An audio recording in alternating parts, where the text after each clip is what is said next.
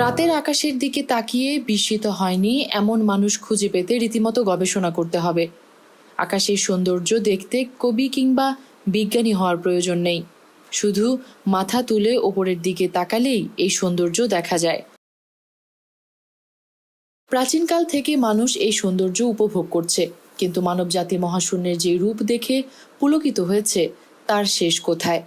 কত বড় এই মহাবিশ্ব, খালি চোখে দেখা তারাগুলোই বা কত দূরে?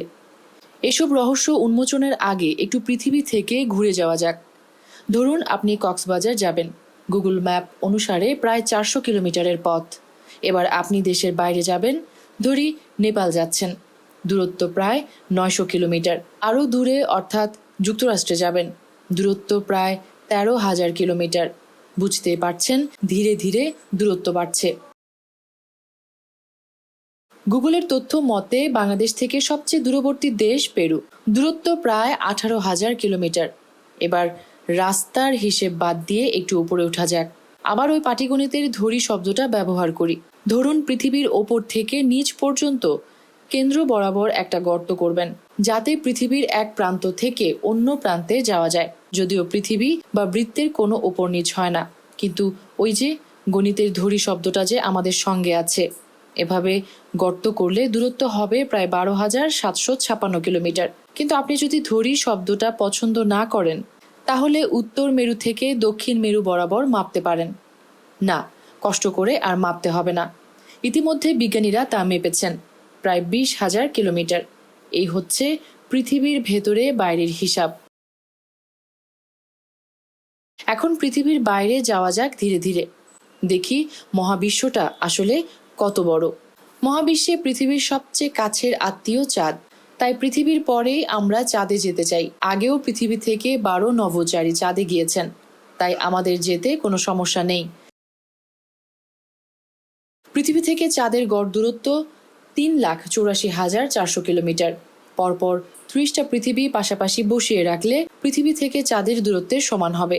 আপনি যদি পৃথিবী থেকে চাঁদ পর্যন্ত একটা রাস্তা বানান এবং সেই রাস্তা ধরে ঘন্টায় 100 কিলোমিটার বেগে একটা গাড়ি চালিয়ে চাঁদে যেতে চান, তাহলে সময় লাগবে টানা 160 দিন। এটাই আমাদের সবচেয়ে কাছের বস্তু।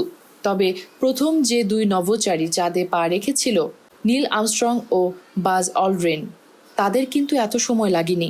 রকেটে করে মাত্র 3 দিনে পৌঁছে গেছেন চাঁদের পৃষ্ঠে, সেটাও সেই 1969 সালে। চাঁদের পরে আমরা এখন যেতে চাই সূর্যে। আবার পাটিগণিতের সেই ধরি শব্দটা ব্যবহার করতে হচ্ছে। ধরুন সূর্য পৃষ্ঠে গেলে আমাদের কিছুই হবে না, ম্যান অফ স্টিল। সূর্য পৃথিবী থেকে প্রায় 15 কোটি কিলোমিটার দূরে। চাঁদ থেকে সূর্য যতটা দূরে, তার থেকেও প্রায় 400 গুণ বেশি দূরত্ব। এই দূরত্বকে বলে 1 অ্যাস্ট্রোনমিক্যাল ইউনিট। বাংলায় আমরা একে বলতে পারি সৌরজাগতিক একক। ধীরে ধীরে আমরা এত দূরে চলে যাব যে কিলোমিটার দিয়ে প্রকাশ করা সম্ভব হবে না। তাই বড় দূরত্ব পরিমাপের জন্য আমরা ভবিষ্যতে এই অ্যাস্ট্রোনমিক্যাল ইউনিট বা সৌরজাগতিক একক ব্যবহার করব। কিন্তু পৃথিবী থেকে সূর্যের এই দূরত্ব কত বেশি? আবার পৃথিবী থেকে সূর্য পর্যন্ত একটা রাস্তা কল্পনা করুন। সেই রাস্তায় ঘন্টায় 100 কিলোমিটার বেগে চলছে একটা গাড়ি। সেখানে পৌঁছাতে আমাদের সময় লাগবে 170 বছর। এত সময় আমাদের হাতে নেই, তাই আরেকটু দ্রুতবাহী যান কল্পনা করি।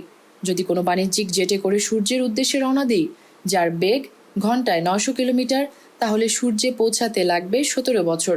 আরও দ্রুত যেতে চাইলে আলোর বেগে চলে এমন কোনো নভোযান কল্পনা করুন।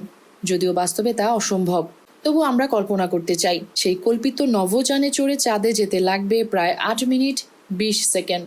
আলো সেকেন্ডে 3 লাখ কিলোমিটার বেগে চলে, তাই এই বেগে সূর্য থেকে পৃথিবীতে আলো এসে পৌঁছাতে সময় লাগে প্রায় 8 মিনিট 20 সেকেন্ড। আমাদের এর পরের গন্তব্য মঙ্গল গ্রহ। এখনো কোনো মানুষ এই গ্রহে পৌঁছাতে না পারলেও অনেক দেশ রোভার পাঠিয়েছে গবেষণার জন্য। মানুষের যাওয়ার তোড়জোড়ও চলছে। যাই হোক, পৃথিবী থেকে মঙ্গলের গড় দূরত্ব প্রায় 225 মিলিয়ন কিলোমিটার। তবে মঙ্গল যখন পৃথিবীর সর্বোচ্চ দূরে থাকে, তখন দূরত্ব হয় প্রায় 401 মিলিয়ন কিলোমিটার। বাণিজ্যিক জেটটিতে করে মঙ্গলে যেতে লাগবে প্রায় 50 বছর। নাসার তথ্য মতে কোনো নভোযান 39,600 কিলোমিটার বেগে ছুটলে লাল গ্রহটিতে পৌঁছাতে লাগবে টানা 3 মাস। নীল আর্মস্ট্রং পৃথিবী থেকে চাঁদের যে দূরত্বে ছিল, মঙ্গলে পৌঁছাতে হলে সেই দূরত্ব হবে 986 গুণ। আপনি আলোর বেগে পৃথিবী থেকে কোনো বার্তা মঙ্গলে পাঠাতে চাইলে লাগবে 20 মিনিট, যেখানে সূর্যে লাগে প্রায় 8 মিনিট। এভাবে চলতে চলতে আমরা যদি সৌরজগতের সবচেয়ে দূরবর্তী গ্রহ নেপচুনে যেতে চাই, তাহলে 4.5 বিলিয়ন বা 450 কোটি কিলোমিটার মানে 30 অ্যাস্ট্রোনমিক্যাল ইউনিট পথ পাড়ি দিতে হবে, অর্থাৎ পৃথিবী থেকে সূর্যের দূরত্বের প্রায় 30 গুণ। সূর্যের আলো নেপচুনে গিয়ে পৌঁছাতে সময় লাগে প্রায় 4 ঘন্টা 15 মিনিট। বামন গ্রহ প্লুটো প্রায় একই দূরত্বে অবস্থিত। মার্কিন মহাকাশ গবেষণা সংস্থা নাসার দ্য নিউ হরাইজনস স্পেসক্রাফটের প্লুটোতে পৌঁছাতে সময় লেগেছে প্রায় 9 বছর। নভোযানটির গতি ছিল ঘন্টায় 50,000 কিলোমিটার। এবার আমরা যেতে চাই সৌরজগতের বাইরে, সরাসরি উঠে বসতে চাই ভয়েজার 1 স্পেস প্রোবে। 1977 সালে পৃথিবী থেকে এর যাত্রা শুরু হয়েছে। একটু একটু যেতে যেতে সৌরজগৎ ছাড়িয়ে গেছে। আমরা ভয়েজার 1-এ চড়ে বসলে দেখতাম পৃথিবী থেকে প্রায় 162 অ্যাস্ট্রোনমিক্যাল ইউনিট দূরে চলে গেছি। এটাই পৃথিবী থেকে পাঠানো কোনো বস্তুর সর্বোচ্চ দূরত্ব পাড়ি দেওয়ার রেকর্ড। এখনও সেকেন্ডে 17 কিলোমিটার বেগে চলছে প্রোবটি, তবে আমরা এখন এটি থেকে নেমে যেতে চাই। ওই বেগে চললে মহাবিশ্বের শেষ দেখা যাবে না। ভয়েজার 1 থেকে নেমে আমরা আরো দ্রুতগামী কোনো যানে চড়ে বসলে ধীরে ধীরে ওর্ট ক্লাউডে গিয়ে পৌঁছাবো। সূর্য থেকে সেখানকার দূরত্ব প্রায় 1 লাখ অ্যাস্ট্রোনমিক্যাল ইউনিট। এই অবস্থায় এসে আমাদের দূরত্ব পরিমাপের একক আবার বদলাতে হবে। মনে আছে নিশ্চয়ই, শুরুতে কিলোমিটার থেকে একক পরিবর্তন করে অ্যাস্ট্রোনমিক্যাল ইউনিট ধরে এতক্ষণ এগিয়েছি। এখন এই এককও ছোট হয়ে যাচ্ছে, তাই আমরা দূরত্বে একক হিসেবে এখন ব্যবহার করব আলোকবর্ষ। আলো 1 বছরে যতটুকু পথ অতিক্রম করতে পারে সেই দূরত্বকে 1 আলোকবর্ষ বলে। কিলোমিটার হিসেব করলে 1 আলোকবর্ষ প্রায় 10 ট্রিলিয়ন কিলোমিটারের সমান। 1000 বিলিয়নে হয় 1 ট্রিলিয়ন, আবার 1 লাখ কোটি মানেও 1 ট্রিলিয়ন। যাই হোক, এই ওর্ট ক্লাউডের দূরত্ব সে হিসেবে 1.9 আলোকবর্ষ। আরও দূরে যেতে চাইলে আমাদের গন্তব্য হবে আলফা সেন্টাউরি, সূর্যের সবচেয়ে কাছে নক্ষত্র। দূরত্ব প্রায় 41.3 ট্রিলিয়ন কিলোমিটার বা 4.3 আলোকবর্ষ। পাশাপাশি 3 কোটি সূর্য রাখলে ওই দূরত্ব হবে।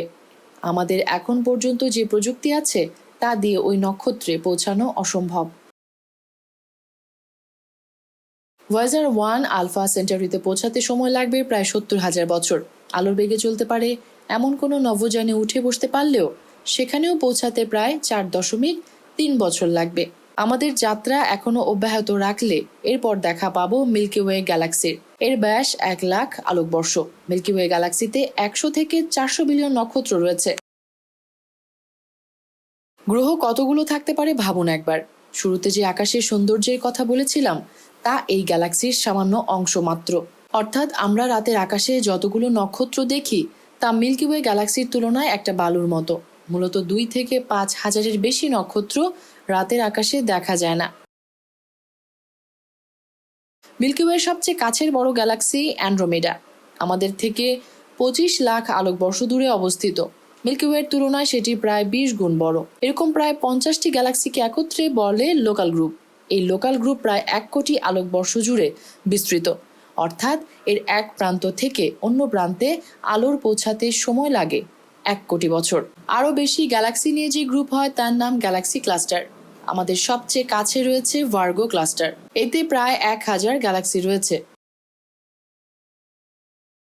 পৃথিবী থেকে আলোর বেগে চলা কোনো যান দিয়ে ছুটলে সেখানে পৌঁছাতে সময় লাগবে প্রায় 5 কোটি বছর। ক্লাস্টারগুলো একটা অন্যটার সঙ্গে মিলে তৈরি হয় সুপার ক্লাস্টার।